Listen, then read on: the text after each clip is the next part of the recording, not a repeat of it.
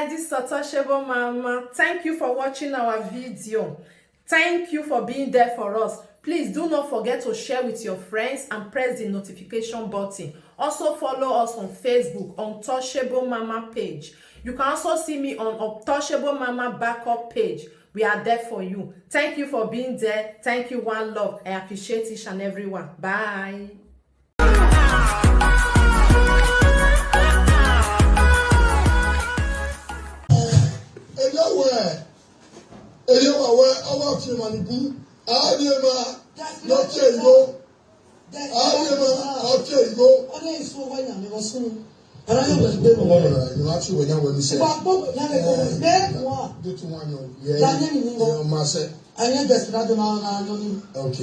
I pay people money. MTN machine, no we are women. Ubege, Igo destiny magiri get the movie wo haina. Igo magiri gian. Eyin agwale ke yan na bido mu eboto. Yegu we gwan na wa ogu mo madan. Iyan we no kaweze, o even no dimiye. Iyebu dan orion ba e di movie na hun. Orion ba oriyebu. Eka tosi no ragbona ya fefefe. Orion ba na di movie ogwe no sun wed na ewero wa. Iyan wo kan na isoken. Iseke gwo na gbe na, no ma gwo agbe na. Awe ni soke gwo la gbe ma gwo agbe. Ola adekun omemi gwo bazu wa ne di mofi ogara ovi otobo. Ona wa campaign no tie na deputy governor, ona wa kan campaign no tie na. Not otie we election ni a o. Oye mu ye ni mu oye yunu mu e Maria. Otie wa win election wa kwete no o we no so na wie do. Ohun dana unwa tosi na odo bububu ame yeyeye iyana iye kama we tie wa oti bata ege ga se ogie kin da gie kosi yan we no kaweze o even no diye ale lo gbe na wo se un dan ori on bano e di movie no with Idahosa na we otobo o te Dennis Deko na on wa your boy expecting no ya tie ya di deputy governor no ri agwaria dena e destiny bagwa westa iyan mari ogie o kan be birthday no ya we birthday adinia e de na rule bo mama na mama ona rule bo mama na mama o wetin do confess e mama no mo no me nwa ogun no keke no gba di yo wa o pe no buke yo bo mu ogun no keke ni ari iyan mu fuwa mama na mama omo no me nwa ona ye gwan we ezo na na fuwo to ba me birthday ogude na o ogun ba yen wo na 30 years ogbere we bo na kida get e government o asana okoke e government o kokivie o kokisoken no dey no the right 9 10 yen wa pay kida get ni ania ide ni nwem no MTN machine wa ati e no do down there e we dana e di mo fi no with Idahosa apaso bi no yipa gbe bobizwa no we bobizwa o jino na ohun dana o ma mi go bowe o de do so arowi o ze blackmail bobizwa bobizwa mo blackmail bobizwa e bobizwa na do mo bogbe abuma do ma mi no tama we MTN machine ya da tama we yan because de ku emu okeni we bo ude MTN me so we bo ude oti on we election na ona wa afio boy oti expect na deputy governor ona na hu dana ogun ba oyen wo na no ri awari ade na yegu wa gun aniyan erika gu wa gun last 4 years o se eri ma gun aniyan ima gun erika gu wa gun last 4 years egu wa gun wala wa ya ku gbe wa we team up na wala we mo ma dan but the day na wo wa beg me no ni yeru pogu we they tell you people na no here with time go reach una go clear una go dey clear now MTN machine gbe message we book ya na dey Maseti Boude. No, iya wa me no mu why soke. Ne rade pe your money. O ma re DNA no ale lera with DNA or yezu of social media. Na ne ten na ye wa pay kida get in the movie isokene. Madam yo. Owa nyon onwo ogbe na. Owa nyon onwo ogbe na. He play.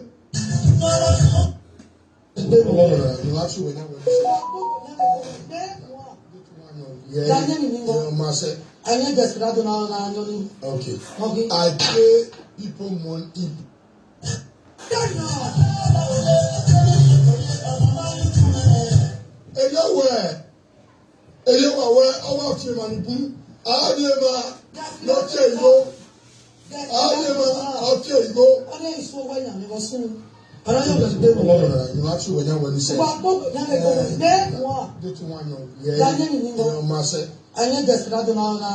Okay. I pay people money. What ena bege ya anwanyone. Ya izu of live video. Ya anwanyone odo ami ya anwanyone be ne ya je na nia. Ya ma kwa ko gwe o. Ya ma kwa ko gwe ni ya we kia le degbe agbinwo idana isokebe. E di mofi no yo tobo no yo di mofi rivan ogara otie e denis deco e wa campaign na eku emu wa no campaign agba wa okeke agba wa won ri ka time wa life 4 years okeke re izagazaga na lagwa yagbe izagazaga na lagwa yagbe gba ya be su makugbe niyan ibe bu wa de niyan we no keke na riboja ekpeti aga mi o wa dan adu mi o ma si aga mi o wa dan a mi o ma si ave no gbe labiji ma be ki na no gbe labiji ma be ki ba mi ticket na ima egun ma se election na ya campaign but e mi ni ere na mi ni mi ewe sugar bet we na utana o gyo ba gyo wo na gba do dan yo beni yawo kan ya zuwo apaso bi emo amonu wa yiko wa e don di gwia no ma wi abi gbe yi e di mo finu bi Idahosa of your tobo na gba bupo godo unwe susu no kiro no jilawa gwia no wa wa na gbon yi no wu ya gbon ni no yi ti gbo wa okay kakabo da megbe nuwewe o megbe egbo yon ba e o wekere egbo orien wo wekere ije ni pe inyenu na ni pe kinu wala wan yon bi wo se hian na yon na gbogbo because we na wa we video na na ni e government made you go nu gwa ni.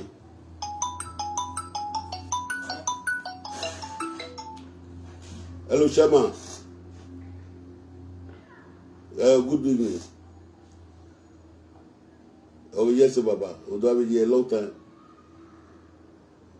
What do you mean for?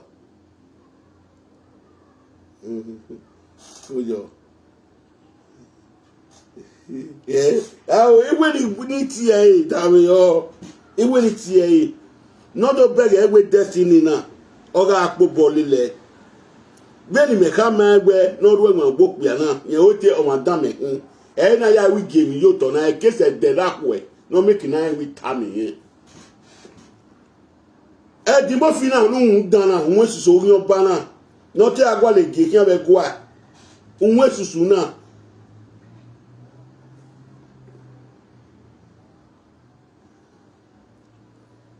okay ideni yen ideni yen ideni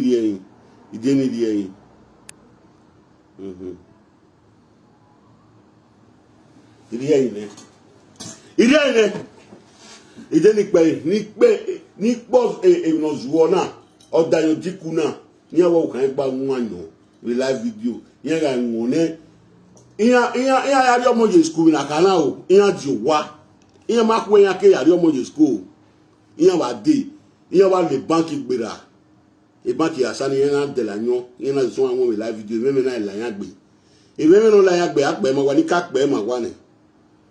Ni kakbe mo wane. Oh, okay, go. Okay, so when I was so. And I was dead. No, actually, when you say. What?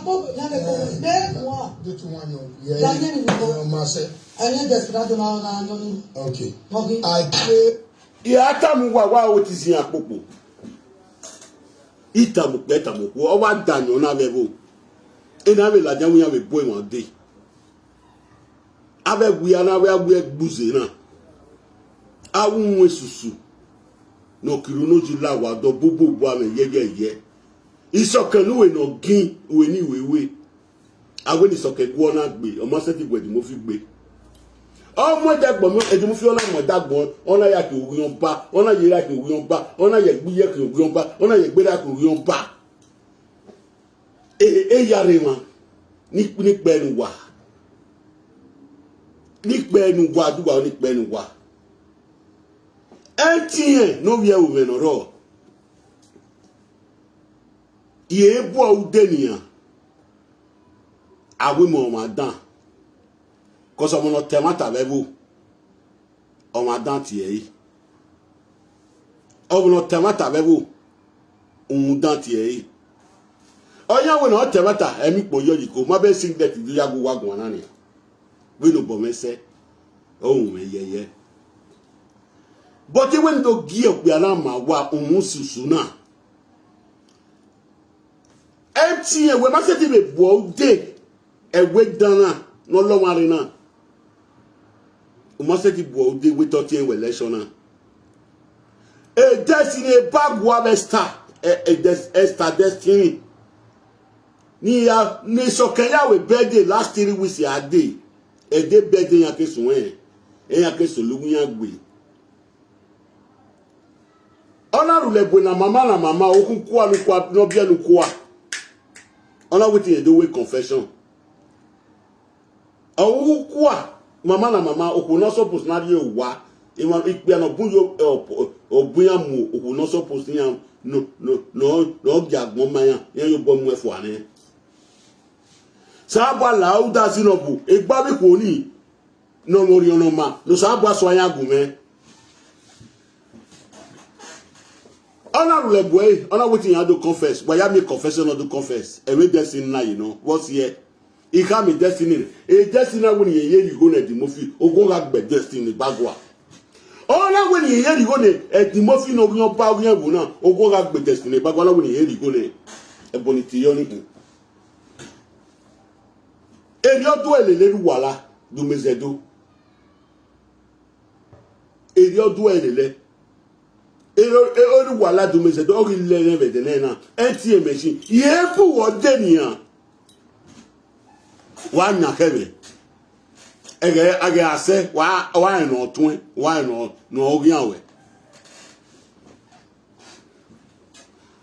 age ase wa no tun wa no ogian we yibu wo de no manu eri unwe susu na ogi oba ogi ewu na e wa po boli lo ti e be petinia iye wa amine ma bewu no gilele oda e no ma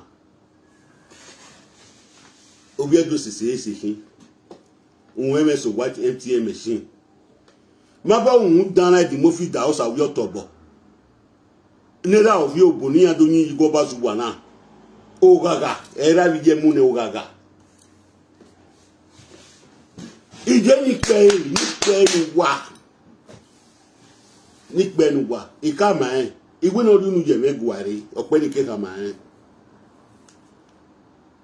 o ni opa ye kin ye o na we when we man no sile ari egbani at this place ya abi no isilo yo abi no yisilo kian ohun dana onwe susuna wa dam yo iwo ni wa do dam yo wi edu wa do dam yo pe ewi ana odo bububu na gba rupo godo onwe susu wa dam yo it bear from the beginning. Nikbe ọmọ tangbe ana wa pobo le lo ti yin na aga on re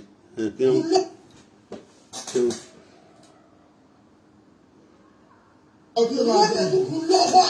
Ọbí máa jẹ́ òbò. Ọbí máa jẹ́ òbò.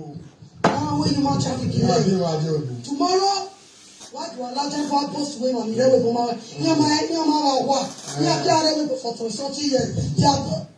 Because Wamagele by destiny. Wamavai.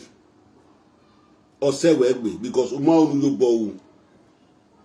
Uma mwe bagbo. Detu mwe bagbo. Unwe negbe. Emigo. Emi oe. Osi we ya mwe poto nu mo. Uwo nu rie gbo yupo nu ma se. Social media o meme. Social media o meme.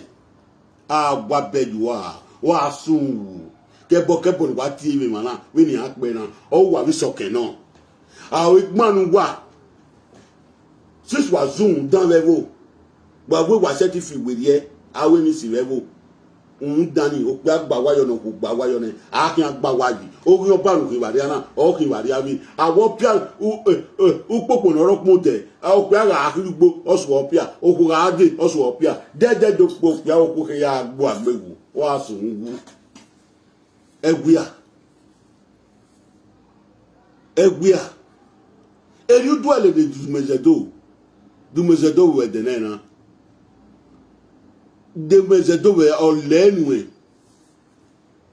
eri be du ale le destiny na okay ba ko yo na destiny of information we have your gwene but see ainia no wo ge no me o ma gwe see ai no ma ri go gwe be de so kan we be di egbe ya kun wa na ila jana do kan agbon ma yayi ori gbede ne wona go to a confess uwe mi esun emi so sunu iye sunu jo e ma no iya we vote not when Dennis Deco deputy governor we vote newe ona wo awe confession una do confess e mama na mama no ro Canada wudoni okun no keke no pe ari yo wa igbe no bunjo ba wen okun no gbe pancake ya o abi no peta o petiwe ina yo bomo okun no suppose ni ari ina yo bomo efua okun no mama no ri eme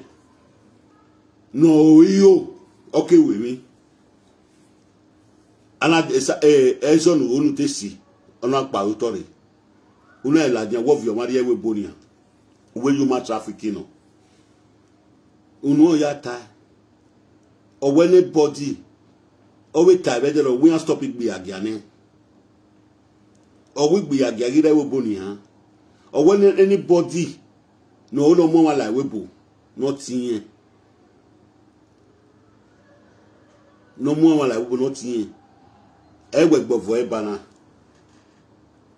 uwa no samu yo obo no ari yobo no pe no ari yobo no ku wo mi no mu area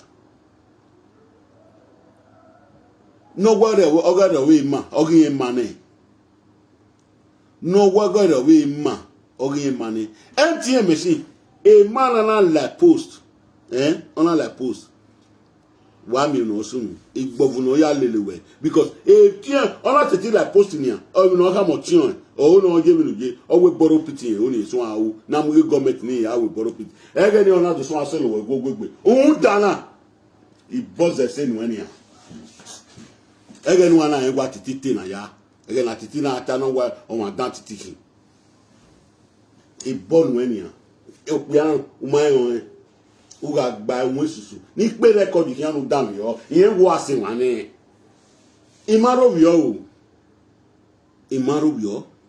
in eboniti na di mo fina iyan went in machine agbe ni no gba ma so ma yi igba ohun dana ni won susu na gba yi ajo wa mama o ma to boy ka mi no ki o ajo wa mama o je e di mo fina bi Idahosa no wi Otobo obi goba no ya ni era ya ni goba zuwa no do ya di mo fi rio van ni ra bi ye mo gaga na o gaga go ni o yan gbu e wa sun gwe de ne boro wa ogu ge ya gbon le wa mi na gbon ma o ji gbo fusun ale le yan di mo fi nu dige 150 na mari egbo isokan be birthday no dey 150 na mali gi soke be jo se mi ameju egbe na nuna so de egbe na wa mi vevie e destiny a woni yeri go gu e destiny bagoa ona woni yeri gu egu e ogun ga gbe destiny ona woni yeri go nu because e mata no reta when me mi o my go imi o my go ya here when anything birthday marriage una will surprise me, you can do surprise for me ogen me do tie you me mejo but who were tie e destiny gi mo fon we ni o se gbe no kun we na wa gbon ni pe record na hin ahun ni pe denu e wa ku e yi mu na wa pe jo bi ya ku e idenu e o idi me we iro wa o wa hi o kana fu e gui to take to state wa jema wa do ngo ki here ko wa jema de man wa biote e bi ero mock e me kam wa destiny wa mock o man ro ya tai o we this post presenter when me a prophet me hin gbo wa gugun wo da fun o gugun to mo in wa be na do we video gbonu yo mu ka gbonu ina do we video be je pe destiny gwan to mo nu ka gbonu yo ime kam wa wo wa ka wa got 30 years e wa pere we government e government na mi wa mo because e government yen wi ari go nu gwa anyo gwa ya enwo ira mi gwa neji onoro ira sie ni kire ai ani aja wa gbo wi efi o social media rene enutie are you not ashamed of yourself?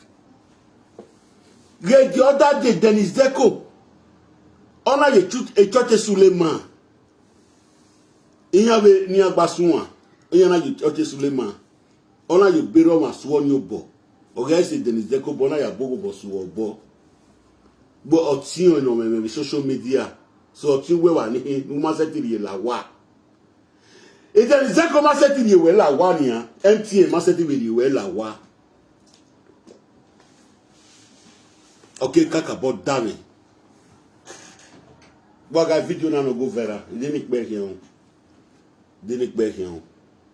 ni pe o da me ma pe video na gbe no ya mu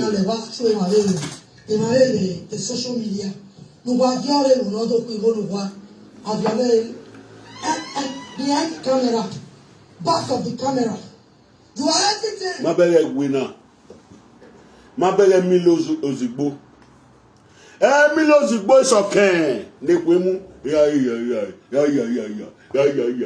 ya vi so la ya ba behind the camera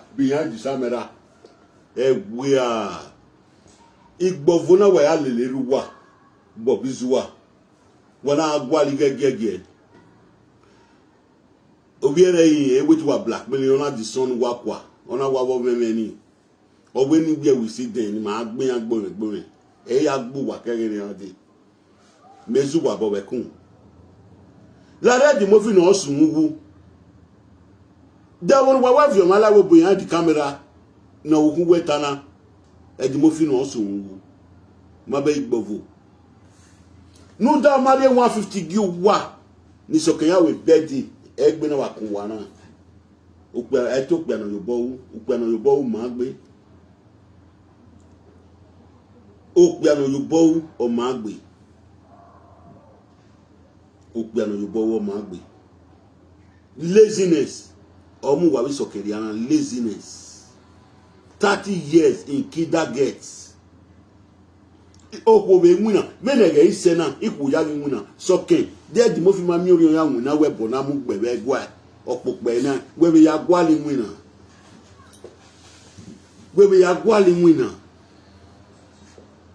uye bewe no wa ya nwina be wo bi were wo bi wa gwali go enu ya ri ba enu ya kokomo if you were one be genuine wa gina isokebe di mo fi bino wigwa igina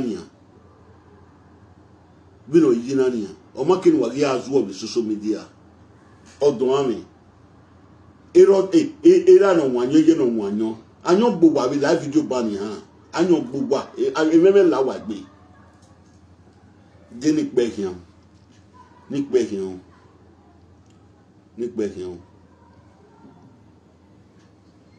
So that people will not see them. You think that we are not smart. You guys are doing things. You think that we are not smart. It's okay, no man. It's okay, no more. No man, it's okay, no sabagi agbo. It's okay, no wia. It's okay, no yon ba. It's okay, no gin we no gin. We ni we. Na gba gbogodo odayan diku. Yo fe la we gbe nani ha. Ina wo fe ala wa gbe. Ni keta wa no wa da ya ta lo we la video. Ave no wan no ne no ri la ya nu ya gita. Agboma ya yina wa yunu wa kane ni ha. Wa yunu wa kane agboma be ge te odayan diku wa ma won ne wa la jan we la video. We wa won ne edi mo fina won onu no goni ori fi akara we. O wa tuore la video eku agbewon dano so iro ide ni pe kian ni dan e wa eti en pa o e pa ya yigu wegun an mi agbon mekila bege wi gun aniyan na agbon mekila bege wi gun aniyan ko so wi e won okin aweto double wo kan agari ogwa awito double wo kan ari ogwa iyan un dan isokebe di mo fi un dan keleri sokena mo ebogbu sokebe di mo fi ibu ode 19 machine ibu ode na imese pa o to ta rie bie nu rie jegun when iji ma fry mi wo nu e empty machine we bie nu rie nwe tebun when iji ma fry mi wo no so le mi wo la dan fridge total pa o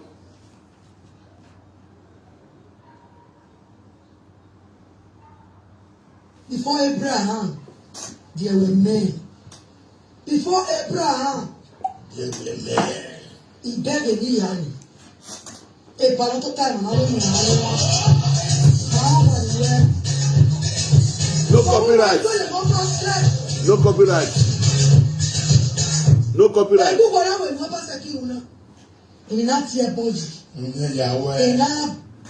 Awo yoba. Baju gbe fe megwa. Una wonu yoju nu mo pe ari ana wonu yoju nu mo koria. Nu de sini mari go gu enia.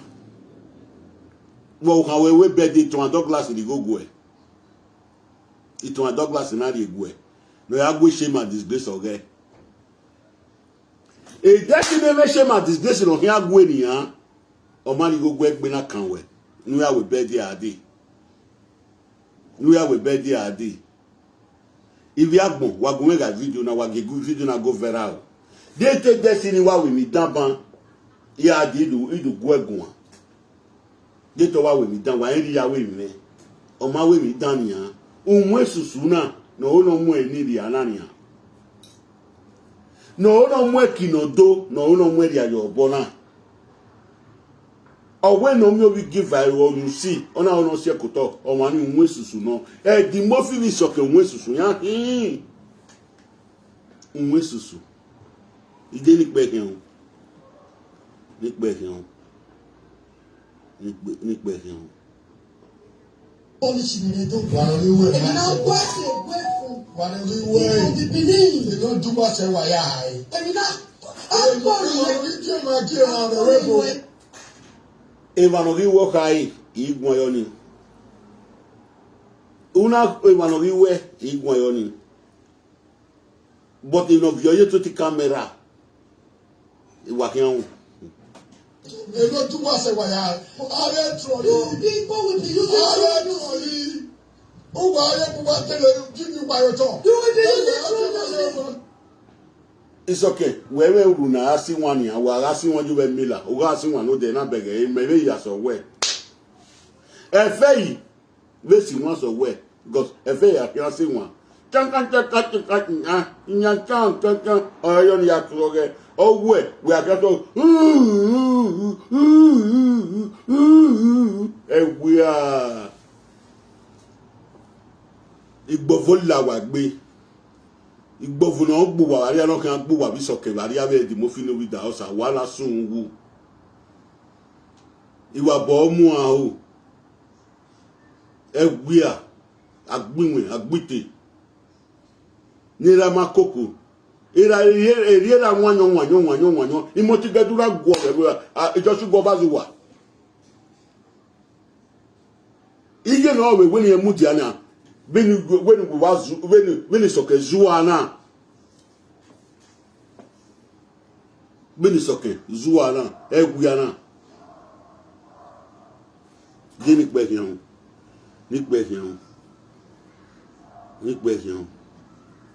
ni ká pẹ́ ṣe kìíní ó ní pẹ́ ṣe ní ká pẹ́ ṣe wá ní. God celebrate one year. Na come make get a weapon.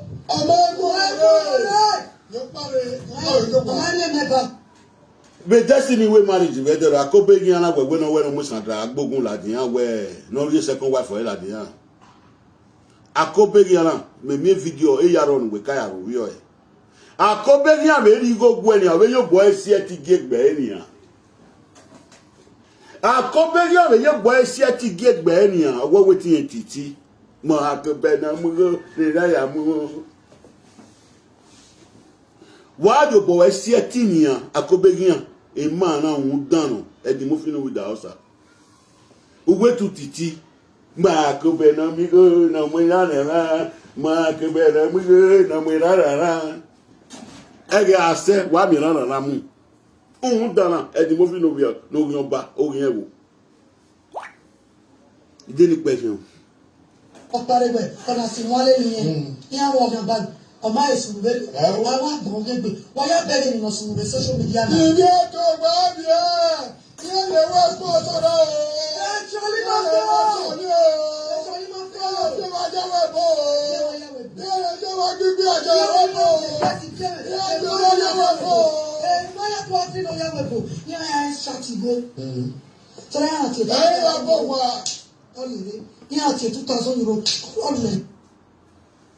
Eye ya bowa iye ya bo nu we bo niyan u we ri e hie nu we fie mai u we fie do ya fe we la fi yan go iga blancs una wa dia blancs viario we ra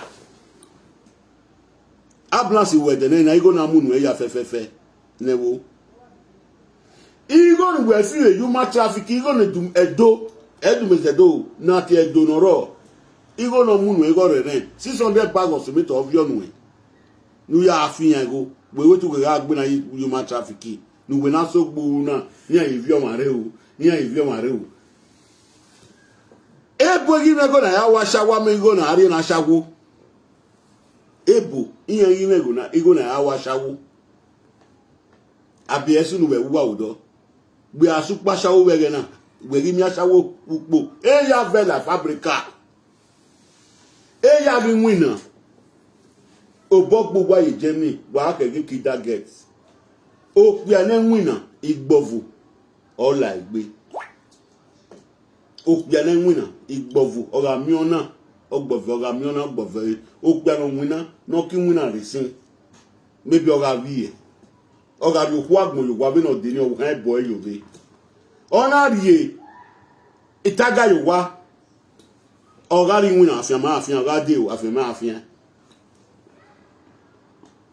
o gba oga ga de ona ri oku yo wa ni wa mi oku ni o daddy welcome awe money Kenya de gbe via by live video de by gangen so age live video iyan to be pe ani to bi yan ri konu sa ba di mo de gbokun no oge live video ma to ma ri konu e de mo fi la re ba no agwa bera wa biju wa no na sun wu when we so gbo na ni unwe kakane ikaka we do ya ti gbogbo pe a ye disgrace la wa wo kan agbe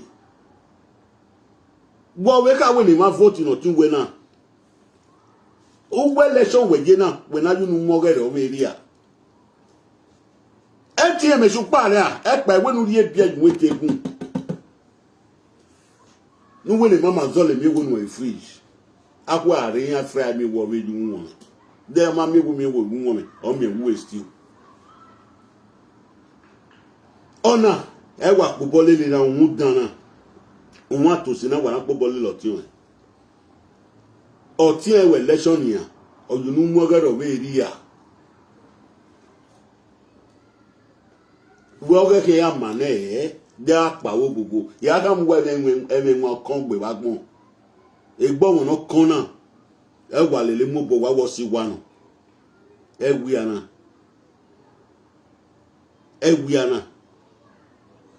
e wa lele mo bo wa wo si wa no orion ba orion ewo orion zolua orion juli lodon ori kuni okinebo ma be ya mo bo gbe ba ewe gwa awenu kinebo pa yi keri ara we le juli lodon pa yi keri yan igbe fi ebo ona we lele mo bo na eje na gwa hen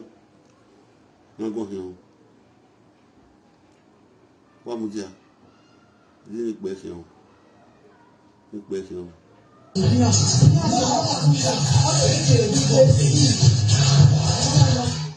But this is the time I'm a Roma and then your Senate.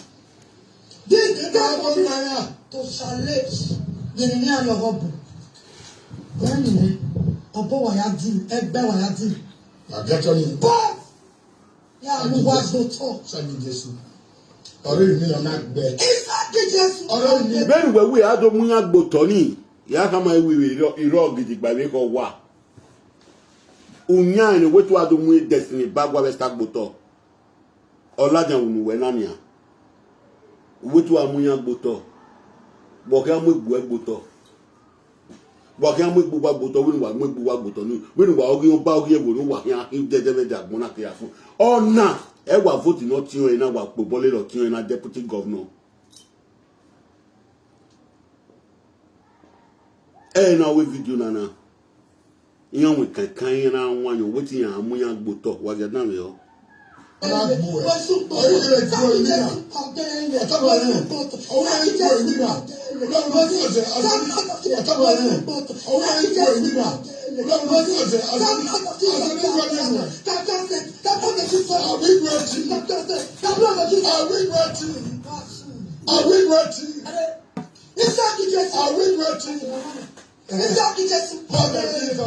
etie oberian ubodo bubu na ame bibibi ame yeye oberian ni etie mesu yerewa uderian ni iwe ni agian mawe iyan we mo wa danu na obi ewu meni inye dan mai la jan we mani de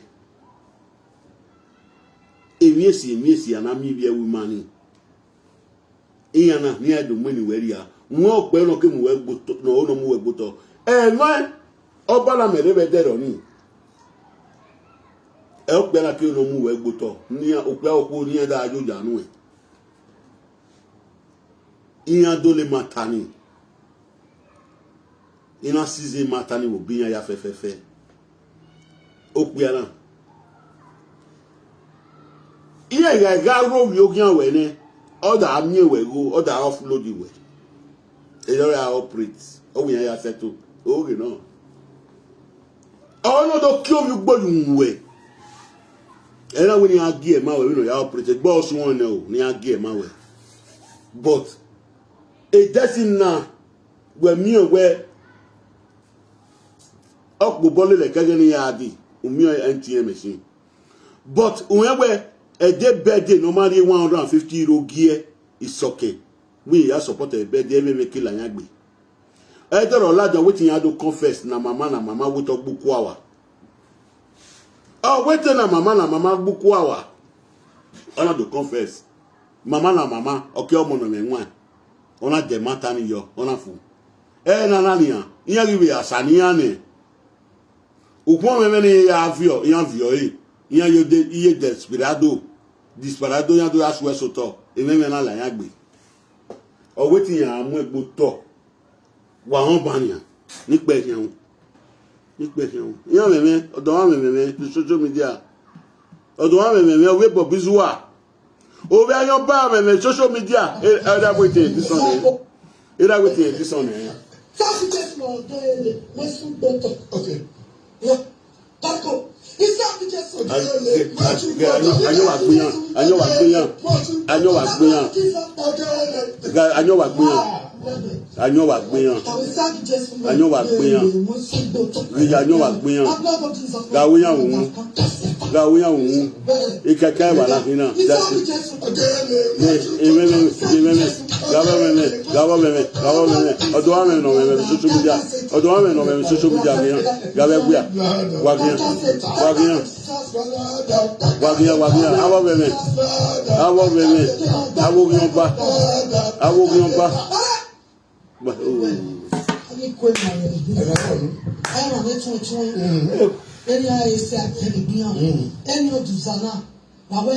Awigbi agiaga kokomo to kokomo ri era mi tama wigbi agiaga kokomo ri a date yi soke jogodo ya ọmọ duge bo bizwa mu igore transport le do samune mu ari owa e de te gbe yi soke la du emu bo wa be agbi aga ke wo gore agbi aga kita le e yi soke ya je obo agugbi aga kokomo to kukeria gbe ni karata gi soke na ri je wa bi aje iye ono te ye anyomu meri ana we me nwanyo ije ga agwale eye ye ki oyo bode kia wiye abi oyo boy kia oya de kia me yi sokena di iye we model like doctor igbi agianoko ki isoke o mu soke ri ya gba mi we bo bizwa we no zuwo we ni azuwo na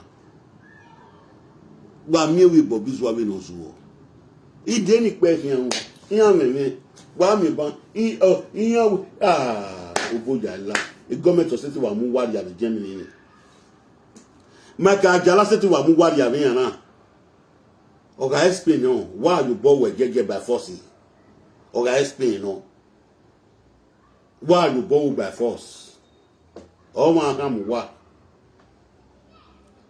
e je gbe 5 o'clock eji mo fi ayaru le pagbe we ni soke no ro maybe we all we be 7 o'clock dey stay no e go ajala mu wari ya e ha tun ago ya ajala ru ni yan awe na hin On passait. Bon, on tête.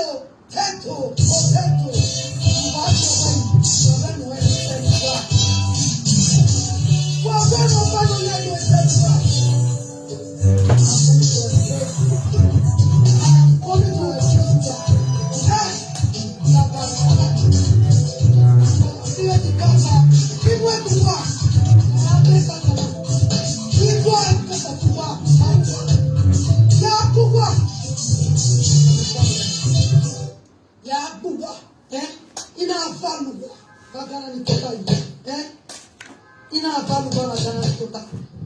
Omeme onyogbe ni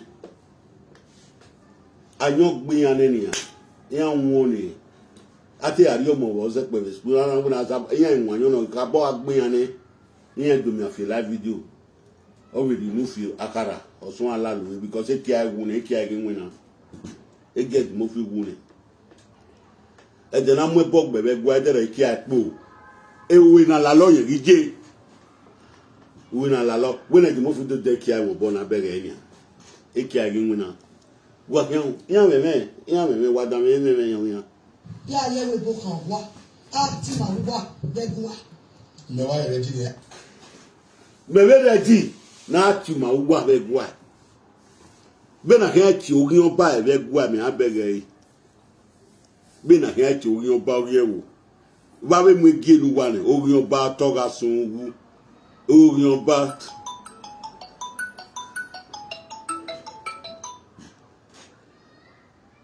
hello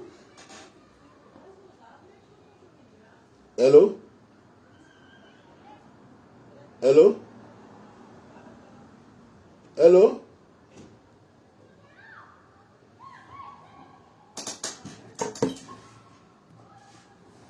Ah, tí màá mú bá rẹ̀ tí wọ́n. Wọ́n máa fi wọlé, wọ́n máa ń sọ wọn lé lẹ́wé bọ́nà. Wọ́n máa yé ìdánwò ayé sọ ènìyàn. Sọ ìyẹ̀wé bọ́nà yàgò wá. Láyà fún wọn. Baba wà ní àbọ̀ MTN machine. O wà ní Destiny bọ̀ or Nesta bọ̀ ẹ̀yìn àgbọ̀fọ́ yìí náà. Ọ̀nà wà pọ̀ bọ́ọ̀lì lọ tí o rí deputy governor náà. Wàá jèmẹ́rẹ́ wọ̀ sẹ́gẹ̀ owó bí ẹ wẹ̀ tà. Alẹ́ lórí ọba náà mú bọ̀ orin ẹ̀wò náà alẹ́ lẹ́ mú bọ̀. Ìmọ̀ àmà náà du ẹ̀dá ní dogi àmà wẹ̀ MTN machine. Una bí ẹ̀wò mẹ́ náà sí ẹ̀. Ìmọ̀ ẹ̀ ti tó tiẹ̀ bọ̀ nù ẹ́. Igbo nwa na ọsandịrị ọwee n'iya na ọsandịrị ọwee. Wàá jèmẹ́rẹ́. Òun dáná ogun ọba náà di mọ́fì orí ọ̀tọ̀bọ̀ náà sùn ún wẹ̀dẹ̀nẹ̀ wẹ̀rọ wà náà lọ́gọ̀ máa sọ̀bọ̀ òru ẹni náà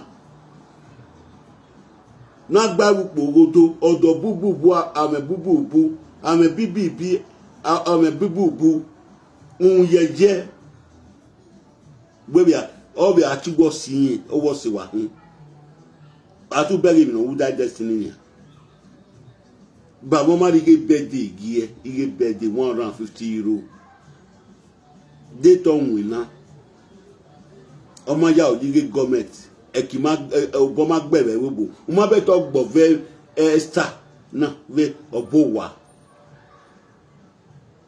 Obiere a musician o solicite visa yan ri ori e webo e fan serve afine wiku e gbo fun ala yan gbe. Orin ẹni tẹ̀lé sáté adé ẹwẹ́gbò nìyàn ẹ̀dìmọ́ fi wì adé wa ọ̀rẹ́ dè màkìfò yìí ọ̀rẹ́ dànù gbọ̀ ẹ̀lẹ́ nìgẹ̀nìgẹ̀ náà ẹ̀yà gbẹ̀tẹ̀wé ẹ̀wì àná náà gba ipò owódú náà ìdí ni pé hìàn wọ́n á dànù yọ ebi àfọwọ́ ni ti yẹ ṣe wíwí náà ní bí ọ̀rẹ́ inú we no dey be away anyway. We no dey be away anyway. Ede mune aye o ibe asona.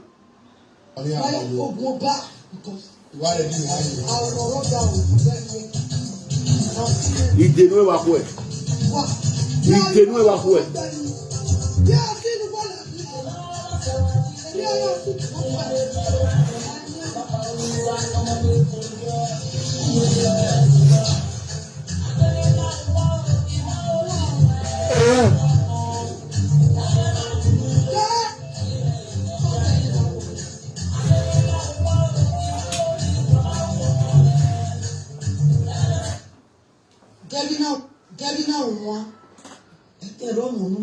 Devenoro nuna odayon diku ni gie ya agwale di full video banya wa fian gun ya agwale di full video no play bani do ya gi wa magbon we ne disgrace ya la wa gbe e devenoro nuna gay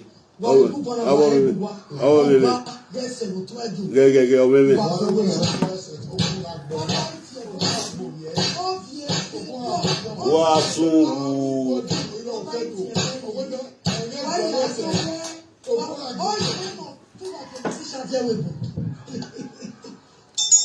Bẹ́ẹ̀ni wà tàánà ìyẹn náà máa vie máa rẹ̀ wò ní àbíọ̀ iye kẹ́kọ̀ọ́ kó apáfẹ́ mi sàn ní àbíọ̀ rẹ̀ dìbà ọbẹ̀ jùlọ ẹ̀ dáwẹ́ dúró náà wọ́n ní ẹ̀mọ́ tún ẹ̀gọ́ ẹ̀ ó rí ẹni ẹ̀yẹ́ mọ́ ẹ̀gọ́ ẹ̀ díẹ̀ máa vie máa rẹ̀ bá bẹ́ẹ̀ bọ̀rọ̀ wà tì náà nìyà maybe no we violenia or about you be Medina city kama we like okwa no tin we na dia na o we ni no ba ni o we en we sika yan ni amotiyan no pe okudo tin no pe ade France ina we atie ma mi ba mi amia egbe atie be na na enigo no ya we o we o ri go ni yen o ri ege ni ya we o mu adi oni ejuma traffic o ti enu pe amu ade igbofo wa la wa gbe Igbovola wa we di mo fi gbe. Iwe ni da pe ma gbon na gbon make na gba wa. Iyan make na on wa ti yan ma kan wa o. Iyan ka en wo me wa wi soke hin. E ti yan ma kan ni ni pe hin. Ni pe hin. Wa ga video na me.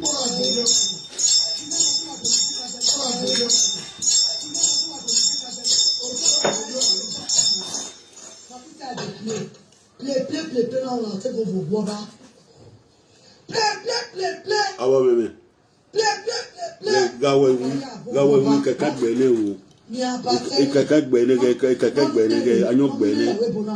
Anyo gbe ne. O me ge. O me gbe.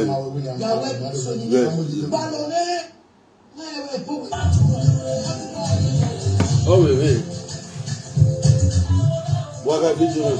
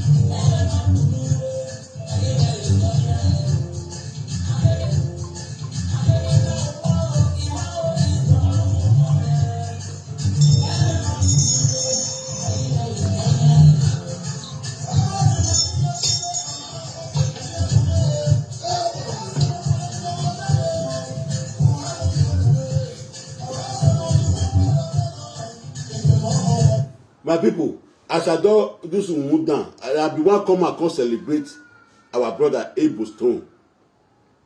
I be one come celebrate him. Maybe I'll still come back later or tomorrow morning I'll come celebrate him. Because now happiness say man go there alive. A pikin go take better man come meet am for house. Since yesterday, since 4 days now, Abel's throne first daughter. Man go put money for head. Tomorrow, I go give una the address of the where they go tomorrow. In the morning, I will come out in the morning. I will give una the address. He say invite man and woman, make they come follow and celebrate. In their life today, a pikin bring man come for and say na him wan marry. Tomorrow morning, I will celebrate. I will do that one. Mo play this on women.